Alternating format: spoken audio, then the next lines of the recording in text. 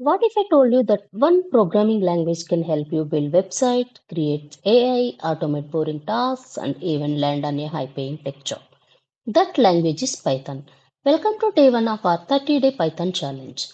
Hi everyone, welcome to the channel. If you have never written a single line of code, don't worry. Over the next 30 days, we'll learn Python from absolute basics to building a real-world project. By end of this series, you'll be able to write programs, solve problems, automate tasks, and even build a small application. Let's get started. What is Python? Python is one of the easiest programming languages to learn. Companies like Google, Netflix, and Instagram use it every day. This is created by Guido van Rossum, and this is easy to read, used in AI, machine learning, data science, web development, automation, and cybersecurity.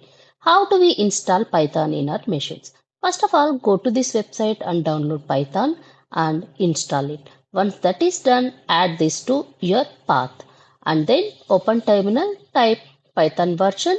Then you will be able to see the Python version was already installed in your machines. Now it's your turn. Try downloading the Python and finish the setup.